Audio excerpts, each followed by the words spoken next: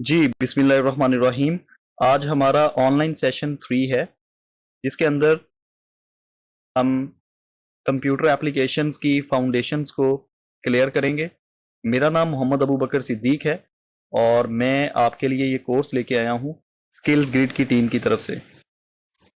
अ, ये कुछ हदायत हैं जो लोग नए आए हैं इस क्लास के अंदर, उन सब बच्चों के लिए कि आपका माइक्रोफ़ोन जो है उसको सेशन के दौरान बंद रखा जाएगा, लेकिन आप लोग लेक्चर को सुनते वक्त अपने सवालात को नोट करते जाएं और सेशन कंप्लीट होने के बाद हम एक क्वेश्चन आंसर सेशन रखेंगे जिसमें आप लोग सवाल पूछ सकते हैं।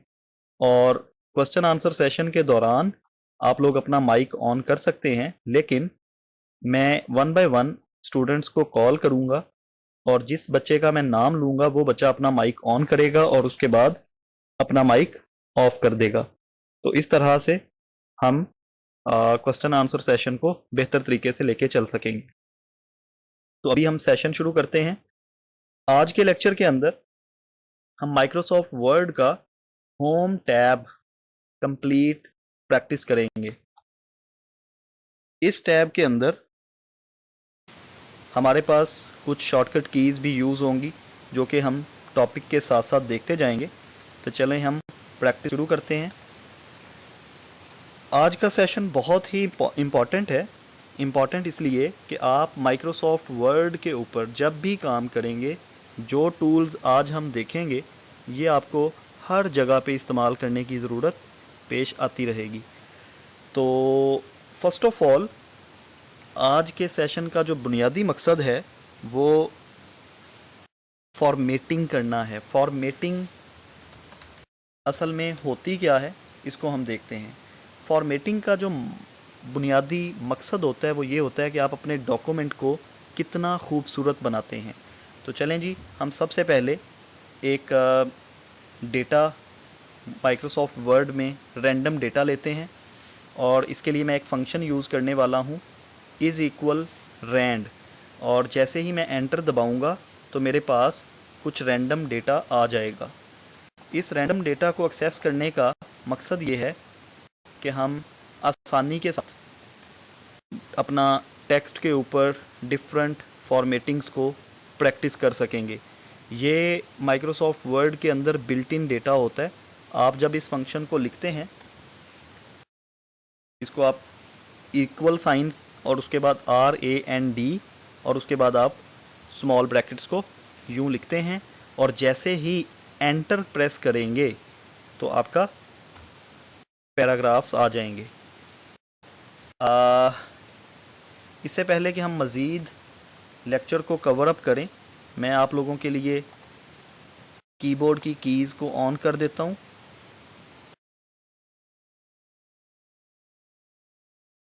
जी, ताकि आपको यहाँ पर कीज़ भी नज़र आना शुरू हो जाएं।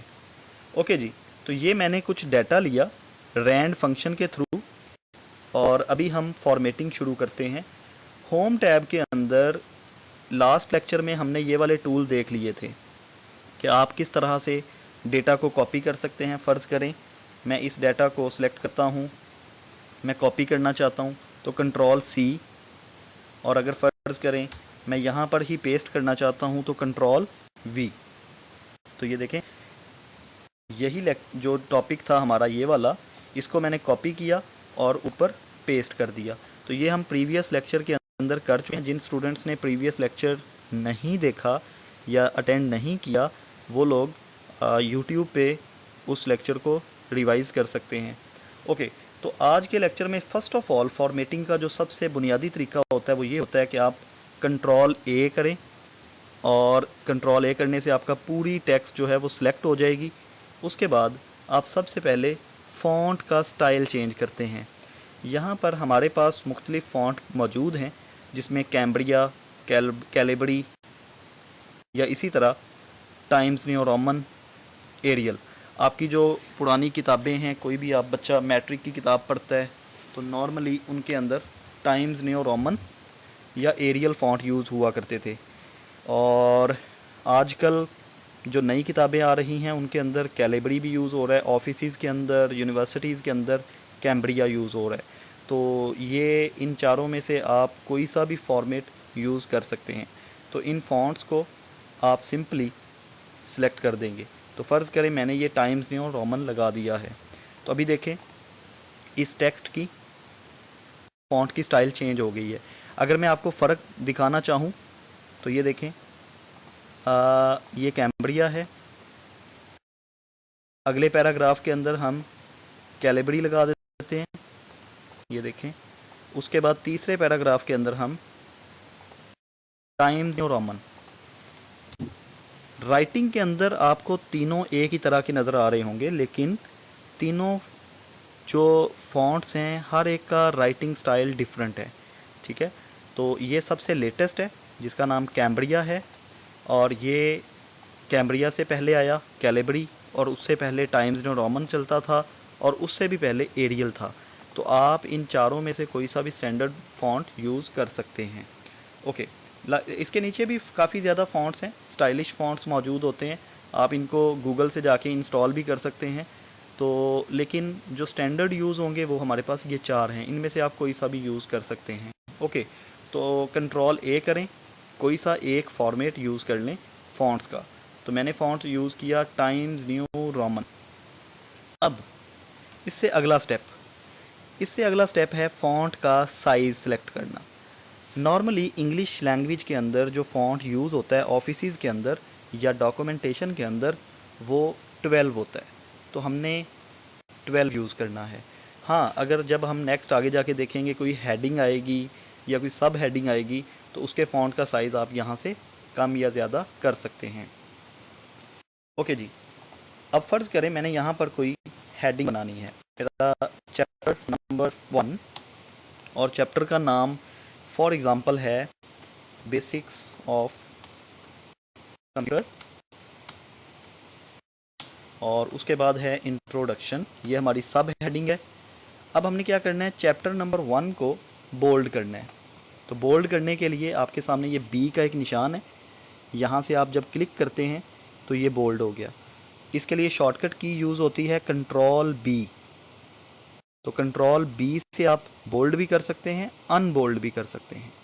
ओके जी, अगर फ़ॉन्ट का साइज़ आपने इस हेडिंग का बढ़ाना है तो एक तो तरीका है कि आप यहाँ से इंक्रीज़ करें, अगर आपने फ़र्ज़ करें 20 करना है आप यहाँ से भी कर सकते हैं।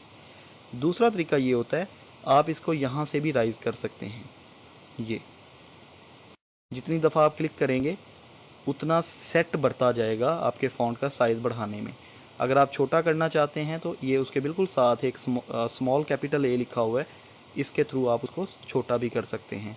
इनके लिए जो शॉर्टकट कीज़ यूज़ होती हैं कंट्रोल प्लस कर्ली ब्रैकेट्स, ये वाली कर्ली ब्रैकेट क्लोजिंग से आप फ़ॉन्ट का साइज़ बड़ा करते हैं, और अगर आप साइज़ छोटा करना चाहते हैं तो कंट्रोल का बटन प्रेस करके रखें और ओपनिंग कर्ली ब्रैकेट से साइज़ छोटा कर सकते हैं।